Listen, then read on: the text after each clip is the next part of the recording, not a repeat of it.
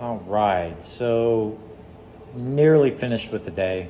A lot of great things going on in my world. Unfortunately, not in the chaos around us. I've had a handful of people just in the last hour telling me about the news about Charlie Kirk. Um, I want to make this as non-political as possible. This is, of course, a tragedy. And one thing that I want to say about it is that people like Charlie Kirk, he's going to have his own political identity. All right. He was part of the MAGA movement. A lot of people are. And, people who don't support the MAGA movement, I don't even like to call it that. They're actually supporting it whether they know it or not. And whatever it turns out to be is what it turns out to be. I'm very skeptical of all of these people. But the one thing that led me to my wake up and realizing the state that the country is in, where we claim that we're living in democracy and so on and so forth, we are not. The more you realize that financial institution, corporation runs our politicians, runs the country, runs the means of production, runs the narrative. Key word narrative here, because now the narrative leads to fear. Fear for being murdered, okay, right in broad daylight in public. During public discourse. This is academia. This is the importance, the significance that academia has played over the last 4 and 5 decades. We'll say since the 60s and 70s, during the infiltration of socialist communism into our school system, our education system, all right, through identities. So when you see gender identities, sexual orientation identities, racial identities, all of these identity politics, so to speak, which this has nothing to do with politics, it has everything to do with the psychology and mass formation psychosis. When government is legislated through corporate programming, right? Corporate programming institutionalizes identity.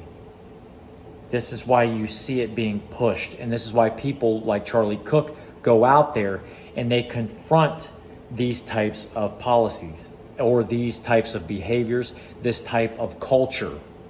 Culture is probably the right word for it. The culture has become identity driven, okay? And the importance of this is that Hitler during World War II or before World War II in the 30s used and implemented propaganda. Propaganda became very effective to brainwash and mind control people by identity politics, by creating identities, and then using the method of the intersectionality of identities. And it was pushed through our school system and education system, through academia. This is why people like Charlie Kirk went on campus to have a discourse, whether you agreed with him or not. This is not about what people think about you anymore. It should never have been to begin with. But people have been pandered to through their identities. So if you take a group of identities and then you politicize it, those groups of identities are on the left side, let's say, liberal, Democrat. And then you have other identities on the opposite side, right? Conservative, Republican. Now you take your liberal, communist, Marxist driven narratives of corporate media and you demonize one of those groups of people as being Hitler, racist, bigots, xenophobes, homophobes. You demonize them. When you do that and you pander to the emotions and the identities, using external identities of people, those people will protect that ego. The ego is the external identity. The ego will protect itself at all cost through violence, The ego will destroy the self through self-destructive behavior, but it will also commit violence not only against itself, but against others.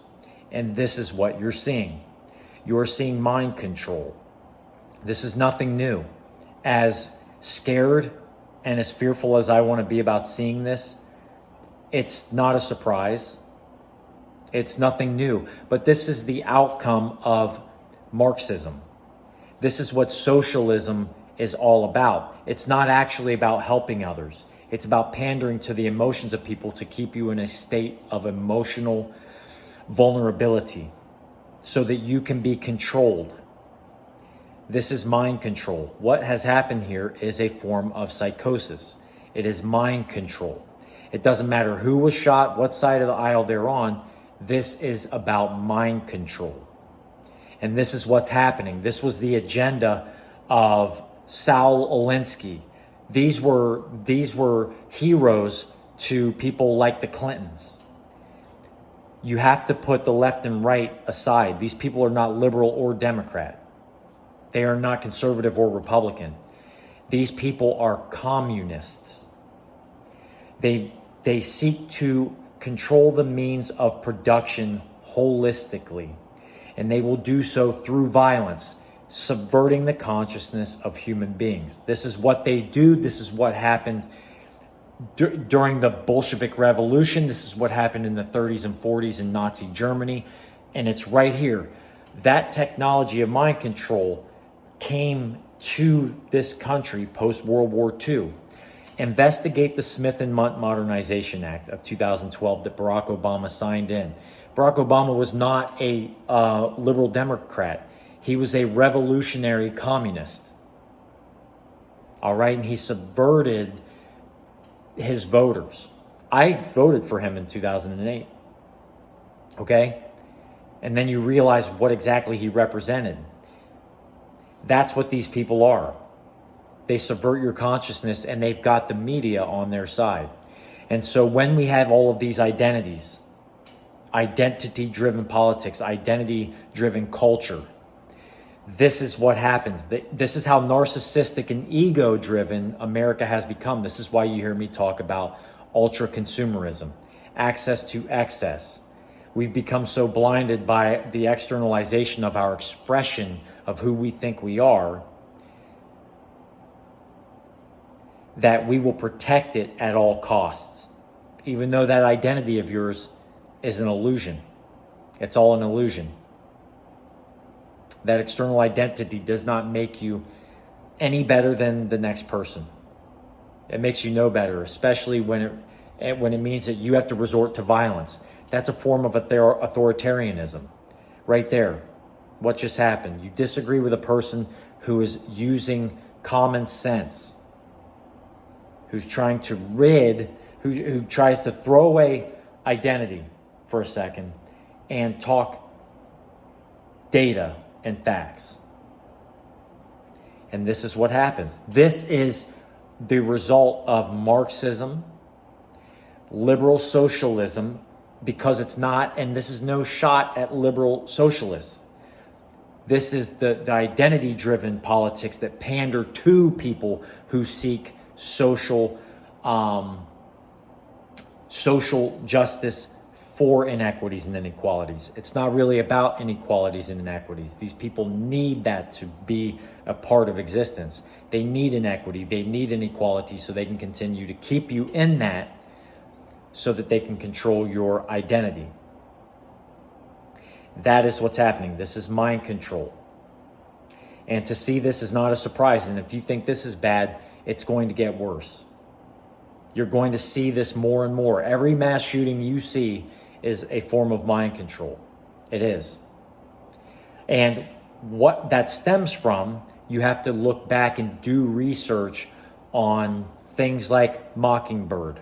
That would be a key word to investigate, because it is known that intelligence agencies have infiltrated everything, and they manipulate the narrative and keep you in a form of mind control. All right? Mass formation psychosis. Investigate what that means, because That's what America is under the spell of. It doesn't matter left or right now, okay? And so it's important to understand what exactly it is, or try to. This is years and years and years and years and years of investigating and research and having a notion that this exists. Something's not right about what's going on in this world. Ever since I was a child, I knew it. And now that you do the research, you understand why that is. We are living externally, and it keeps us from our spirituality or capacity for consciousness about the truth. What really is the truth? The light. Stripping ego aside, stripping it down, breaking it down. Who are we really? How many people in this country are taking psychotropic medications? How many are drugged up? I dealt with alcohol in my life, my personal life, and it had an impact on me negatively, on my psychology, okay? These are drugs. This lifestyle is meant to keep you drugged up, tuned out of your reality, which is you, that self, not the ego, who you are, not your external identities. And that's what you're seeing here. It's mass formation psychosis, and people are expressing it in their actions. Okay? There it is. God bless the dead. We've had too many people die. Even after coming home from combat, you knew 40 Marines who were killed in action that you worked with indirectly, directly, knew personally, loved, people we loved die in combat, and then everyone else comes home. And I know more people who died from suicide, drug overdoses, murders upon returning. Why is that? Right? There's some serious explaining to do from certain people, and in the meantime, we cannot live in fear like this. And this is the result of fear.